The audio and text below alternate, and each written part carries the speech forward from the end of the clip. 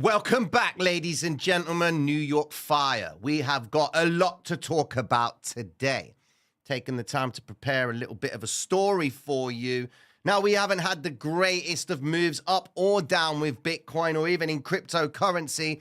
NASDAQ is seemingly like getting ready to do something. The markets are all on edge, but by the time you're done with this live, you're going to have a good idea how to navigate the information that is being presented across the board. We got China worries, which could bring problems for cryptocurrency, but it also could bring opportunity. So we cannot dismiss that. Moving on, I'm going to be diving into a few articles that are hitting the marketplace right now. Remember, people are only going to buy or sell for a reason. Now, once we're done with that, we're going to go into the charts, break down Bitcoin just in time for that New York Open, which will be in the next 30 minutes. So, if you are new to the channel, you know what the flavor is. Let's have a conversation, guys. Let's roll. All right, then. So, we got Bitcoin. Now, before we actually dive into Bitcoin, mad love to everyone checking in. What is going on, guys? Victoria, Mail, Zigzag, the Lee, Coin. What is happening, guys? It has been a while. Now, we always go live 2 p.m. UK time, 9 a.m. Eastern Standard to bring you the pre-markets. Then, of course, the actual open of the marketplace. We're going to look for some opportunities in Bitcoin, Ethereum. We're going to dive into some Forex and some stocks. But the thing that's on my mind right now is what is going on in terms of the news that could have an impact on crypto. So look, leak reveals Elon Musk is planning on setting up a new PayPal, which in principle is going to be incorporating cryptocurrency payments. He has said that X is not going to be a coin. He's all about the service, creating an easier way of doing things. Now, it's going to bring a lot of interest with a lot of heavyweights in the Wall Street game. But of course, throwing it out right now is, of course, speculation until they actually go forward with it and it's announced and it's declared, set up, done and dusted. Happy days. It would be viable to check out what PayPal is doing. So if you go over to PayPal's price action, you can see that PayPal ain't really been doing too well. $61 a share. It's been taking a bit of a nosedive, but we're looking promising in the year 2024 with earnings per share of around $5.64. So you get information like this. You then think, okay, is it going to impact PayPal? What could actually happen? If Elon's going to start bringing a new version of PayPal, isn't PayPal going to want to get a bit of that action? Okay? So always keep an eye on the story that is revealed about a potential stock, which leads me to the next thing. Check this out. We've got crypto bull players and we got crypto bear players. All right? People are favoring the run. People are not favoring the run. Bitcoin needs to drop down a bit more before anything can happen.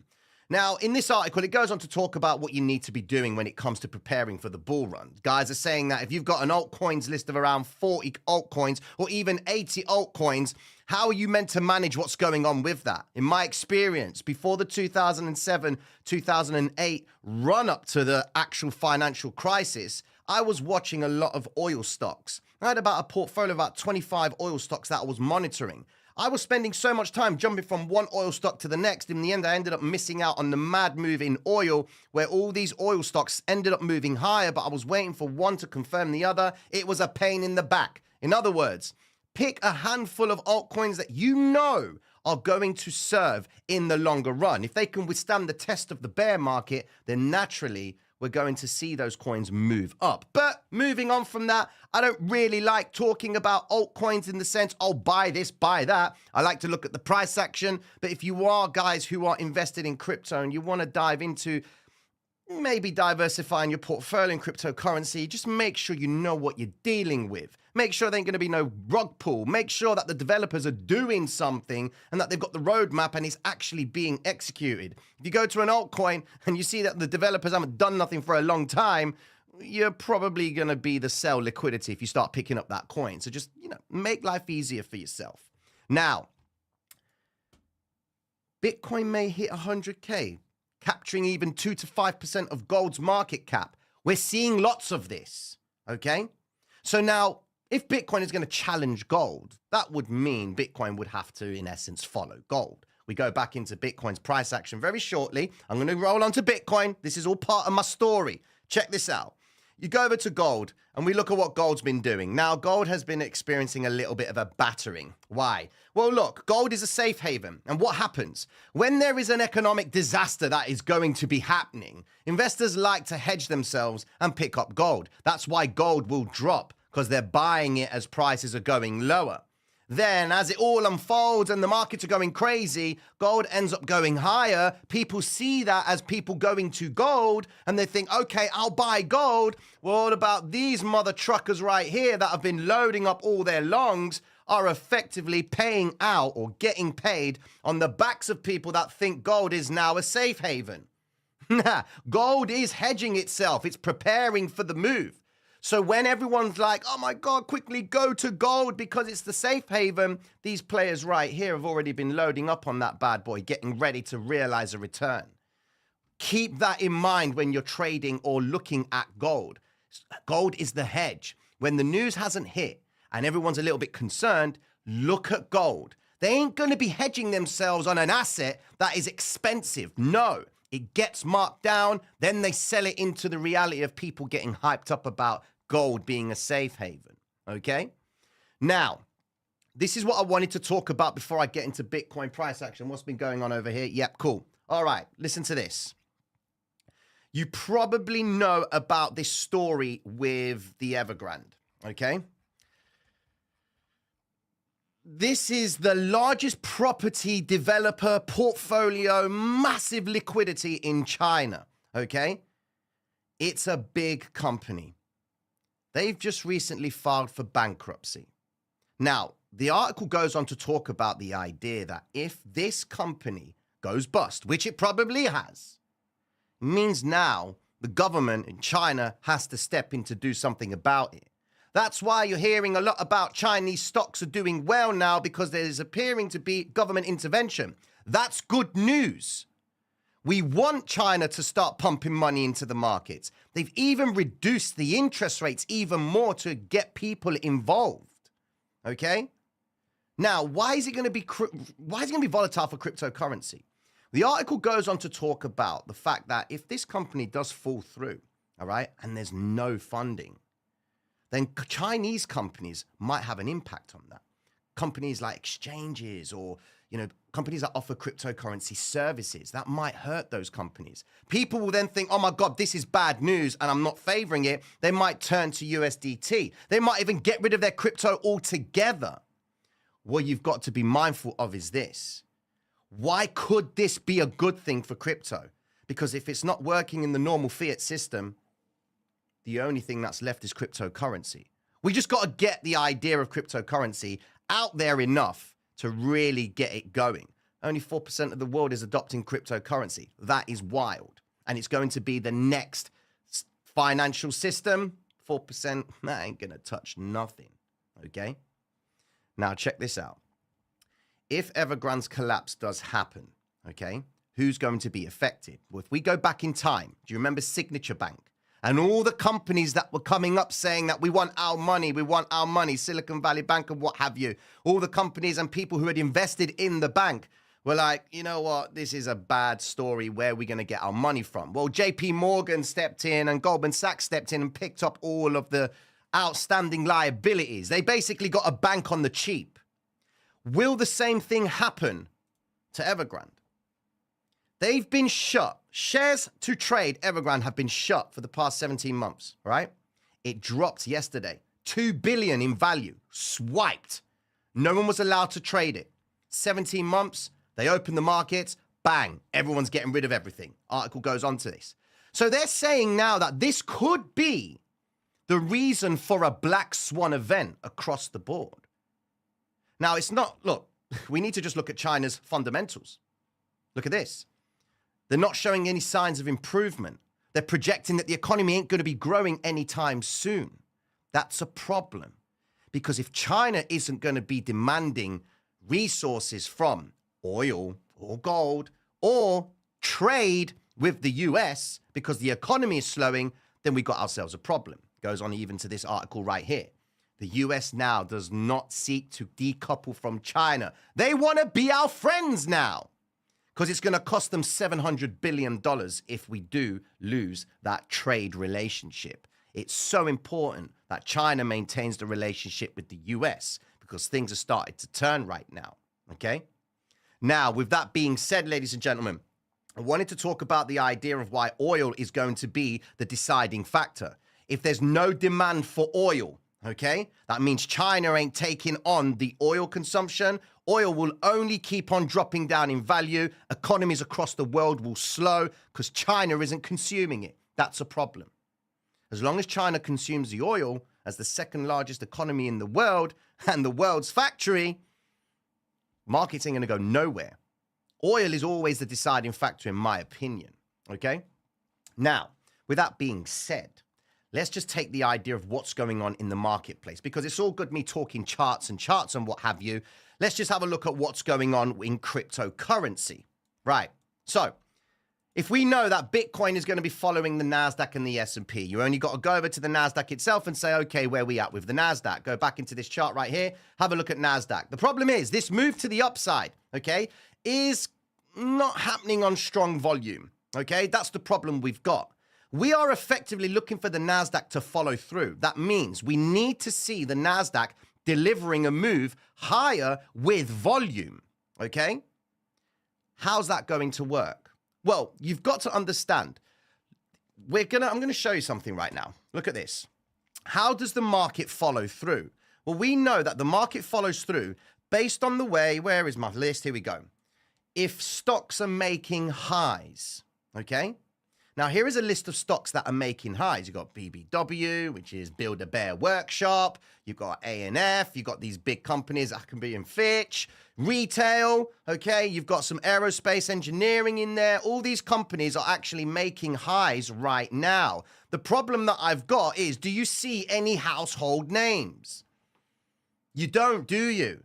Where's Google? Where's Amazon? Where's Microsoft? Where's Tesla?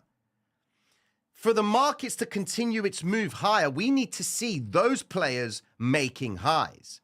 With the exception of NVIDIA, let me go back into it. Look at NVIDIA right now. NVIDIA would be the only stock, in my opinion, that is approaching its highs. We've got this red vector candle region right here that we would naturally expect them to come and retaliate and take back. But out of all the heavyweights, NVIDIA is the only one that is moving, heading towards its all-time high in principle. When a stock's making highs, it means funds are accumulating. At the same time, they could be selling, so be careful. If the NASDAQ ends up finishing lower on lower volume, that's going to be a problem for us. So we're putting two and two together now.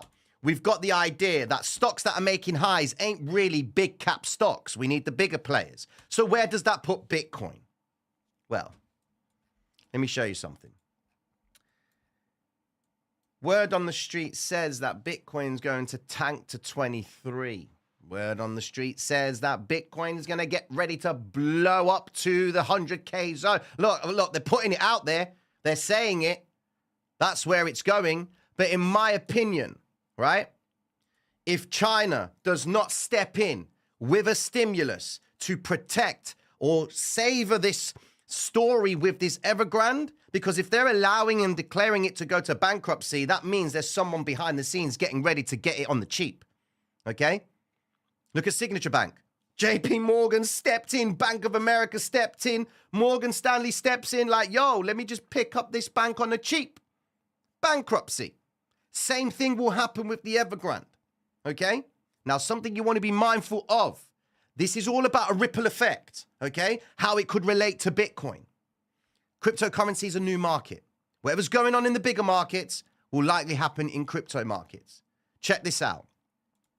Here is a list of the stocks that are listed on the United States Stock Exchange, so the New York Stock Exchange, whether it's NASDAQ or the New York Stock Exchange itself, okay? That goes from Alibaba, PDD Holdings, NetEase, JD, Baidu. You'll be familiar with most of these companies on the US stock market. These are Chinese-based, okay? Now, why is it important that you focus on this list if you can see it above? Happy days. The reason we want to focus on this is because these guys are only going to be paying attention to what's going on with the China Evergrande group, okay? 81% down in its price, all right? Now, what we've got to be mindful of is this. If we go to the idea, where is it? Here we go. If we go to the idea that these stocks are going to react to what's going on in China, all right? ultimately, if they do save the Chinese economy and they do something about preventing China from going into the slumps, these stocks right here are going to see the benefit from it because it installs confidence. It makes people believe, okay, China's doing everything it can to prevent a downfall. But there will be an initial reaction. That's the thing we got to look for. The market will pull something like this. Where's my thing? Here we go. The market will do something like this. Snap down, back up. No different to what they did in the subprime mortgage crisis. They declared it was bad news, and it started to drop, and then they were like, this is it. Dog shit. It's going to be done. Market snap down, snap back up. Okay? Now, we've got news here that is going to dictate whether or not we believe prices are going to go up or down. We go back into the sentiment chart over here. Where is it? Let's get that bad boy. Smart money, dumb money concepts. Updating it from yesterday. We were actually last night. We spoke about it. But it's saying to us that smart money is selling, well, buying up into retail who is selling. Okay? Because that's what the logic says. As prices are dropping, smart money is stepping in, buying everything up. Okay? The thing you've got to be mindful of is this. With China, if they resolve the matter, the only thing that's going to be helping China is the fact that China is still an emerging market. Don't get it twisted.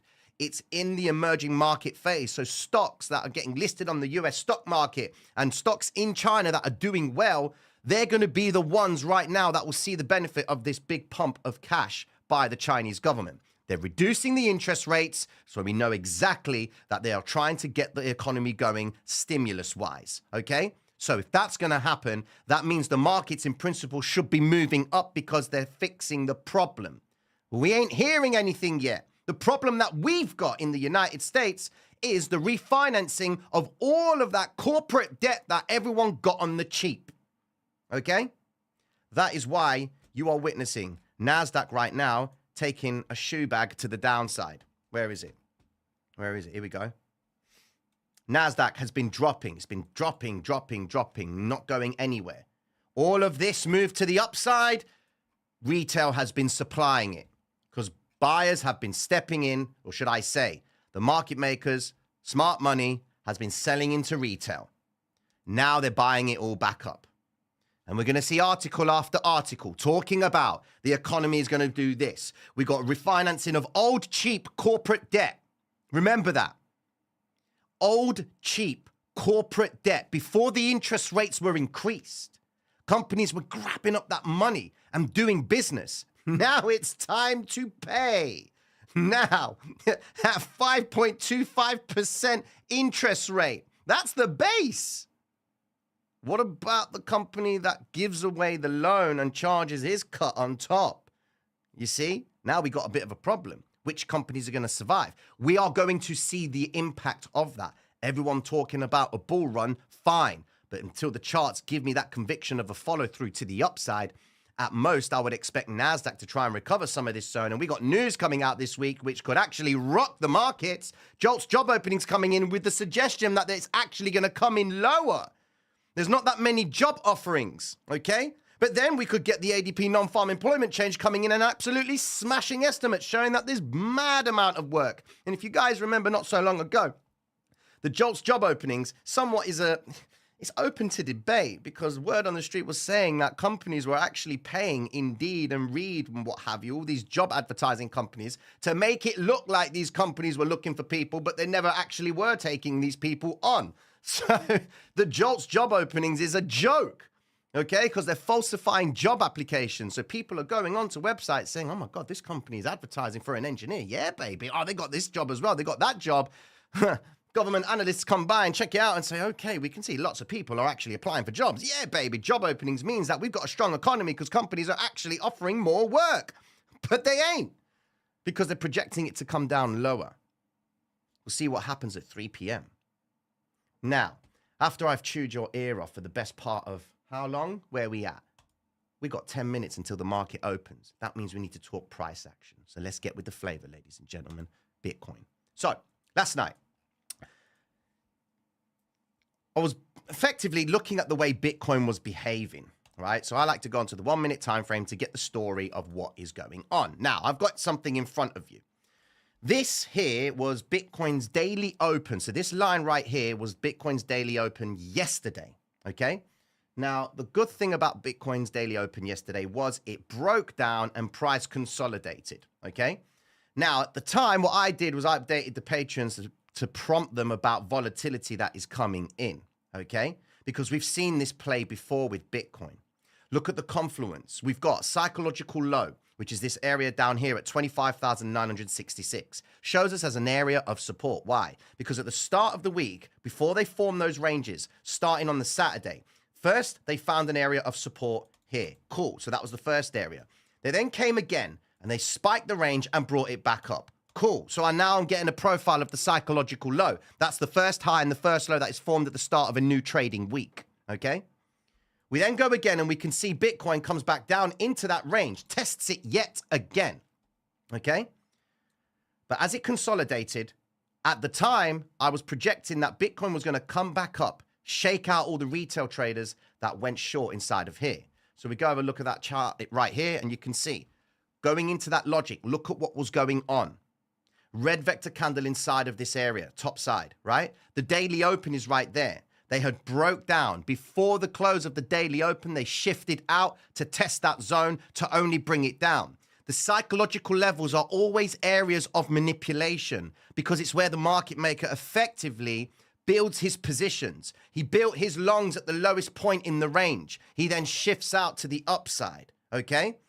Patrons got that projection. The projection played out perfectly, and that's how it ended up playing. Came all the way back up to where? It came back into the same zone that they sold from, and then price ended up coming back down. You only go into the chart and see all the vector candles. So look at these imbalances. Green vectors here, 1, 2, 3. All these vector candles inside this zone are consistent with imbalances. Why is Bitcoin going up to only come back down?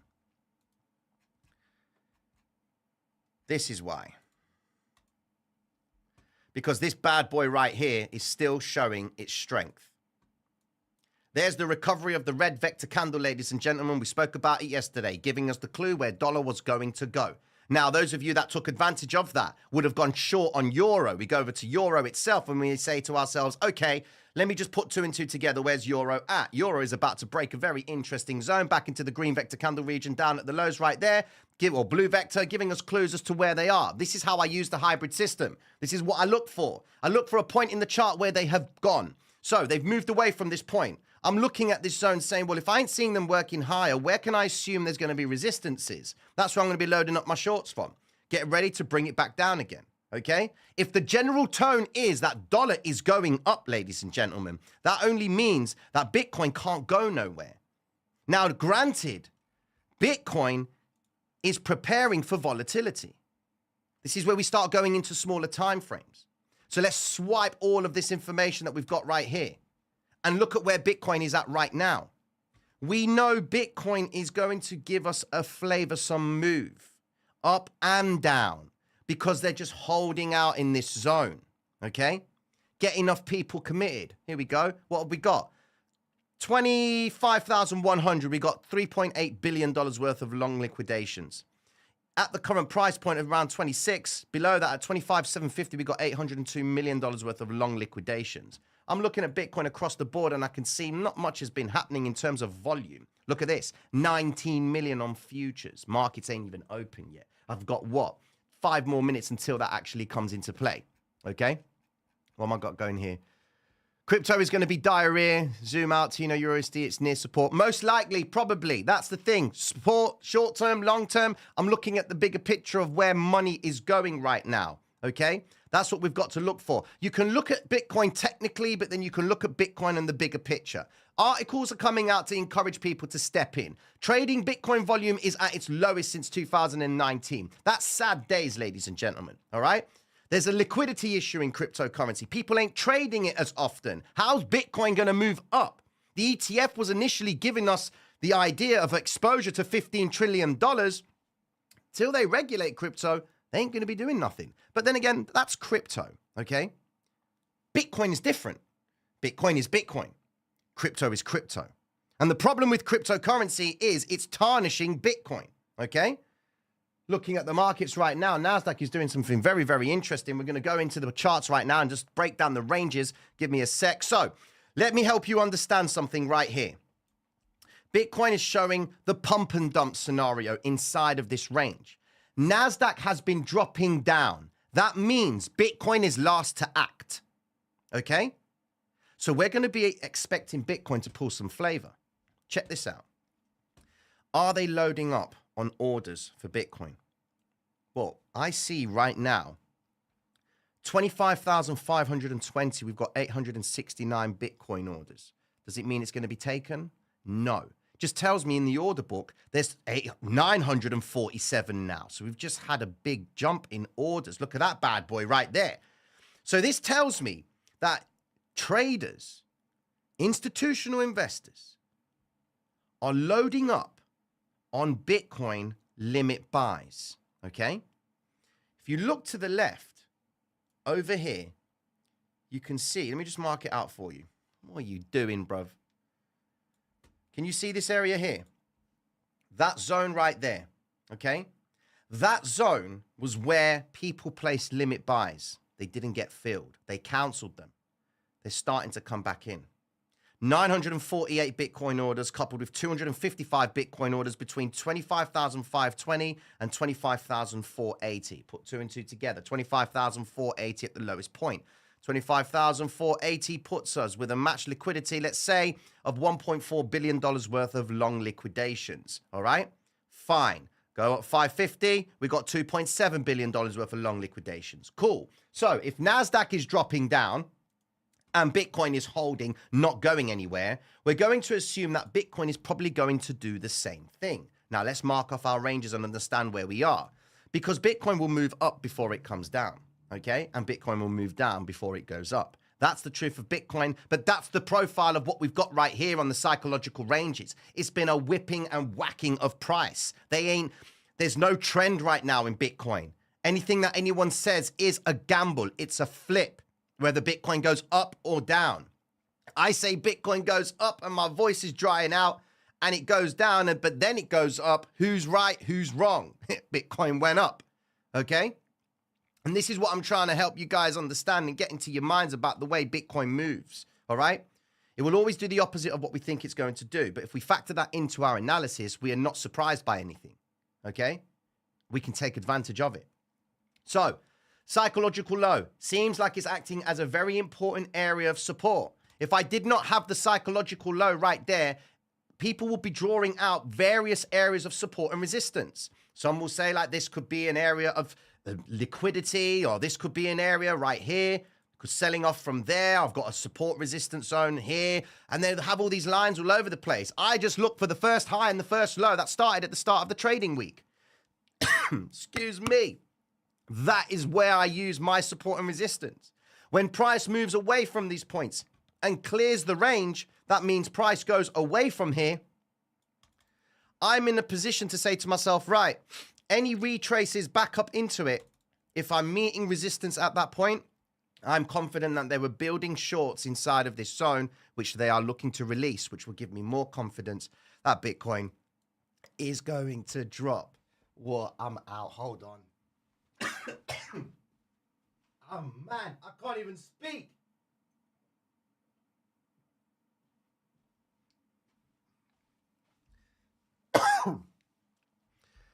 Is everyone with me right now? Oh my days. My voice is gone. First day back. Wow. But you get what I'm trying to say here, guys. All right? I can't even speak. Okay, then. Man, this is bad. What is going on with myself? Hold on. All right. Consumer confidence is coming out at 3 p.m. My days. That's going to tell us where people's heads are at in terms of the economy. If they think that inflation is going to go up, then inflation is going to go up. But only 3,000 households are asked. This is why this information is BS. You're asking 3,000 households. So does that mean that Sally, Steve, little Johnny, little Sally, and the dog? And you get an opinion of that? It doesn't kick for me. It doesn't. All right, cool. What we got? Market is now open. Okay. Now, Bitcoin, I'm going to go to the 5-minute time frame just to give you guys a couple of ranges and what have you. No test of the daily open just yet. We would naturally expect Bitcoin to come and test that bad boy. It is giving us the clue that it could be on suit to that. As long as the psychological low holds out, we would expect this flurry of price action with the green vectors, okay, to effectively move price up to sell into this range yet again, because that's what they've been doing. They've been selling from the daily open, okay? So that's what we're looking for. Now, NASDAQ is starting to make a very, very interesting move up. Pre-market, we're going back into the VWAP on the NASDAQ. So let me just have a look at that bad boy for a second. NASDAQ is bringing some flavor. All right, so we've got the first area right here that we would expect them to try and attack. If they find resistance at the VWAP, then it's not a good sign. We've got the daily open right there, which sits at the 1509. Look at that stop run up and down. They have just trapped. Oh, my days. Oh, my days. That's not a good sign. They've just given us the stop run. That only means one thing, ladies and gentlemen. Bitcoin is about to pull a dirty number. We would expect the daily open, but they're going to bring the flavor first. You've got to look for this green vector candle, okay? They invalidate this 50 EMA zone. There is a good chance that they could come back into this vector candle, okay? We would find naturally support inside of this zone from this point here to that zone right there. We would expect support to come in. But if you look at the way the NASDAQ's behaving right now, it's looking like it's going to be a very tricky day. So just be careful with your trading inside of these ranges. Bitcoin is always last to move, okay? And it takes its time. So we might not get the move in Bitcoin just yet, all right? So just keep that in mind. Going into my holders, for you guys, all you need to be mindful of is the following, all right? Like I said to you all yesterday, until Bitcoin invalidates this zone right here at 24,806, if people are calling for 23,000 Bitcoin, you want to be careful that when they invalidate this zone, snap down, they'll come back up into that range, okay? And then deliver it down to the 23. But you've got to be careful at the fact that we've got a new monthly candle forming, and I'm going to say it to you now. The new monthly candle, if this candle does close lower into this region, so that means if it closes below the 25,170, you can expect that the next monthly candle is probably going to come down and attack the liquidity at the 2479 zone, okay? Which marries up to the idea of that 28 region over here, sorry, the 24 zone on the 1 hour time frame. Sorry, the daily. Here we go. This area here, all right? It's either going to be news or it's going to be a surprise move in the marketplace. But they'll swipe that liquidity if they break this range. Now, if you're going to double up and start buying on that principle, okay, it might be a little bit cheaper beforehand. All right, so just sit tight with this one. All right, just give it a chance to work this zone first. Because Bitcoin does show promise of coming up to the vectors, but we need to see it clear at least the 26.5 to assume that it's going to do the rise, retrace, continuation into that zone. They always come back to the vectors. They'll move up to them to move back down again. And that's where our heads are at, okay? Cool. Ladies and gentlemen, I'm going to go because my voice is killing me off, but mad love and respect to every single one of you. Sorry about my voice breaking down, but I hope today's live has served its purpose. We're back to the business now. We're back to getting ourselves into the charts. We'll be checking in with you all tomorrow, again, 2 p.m. UK time to bring you that flavor. Mad love and respect, ladies and gentlemen. Take care of yourselves. Peace.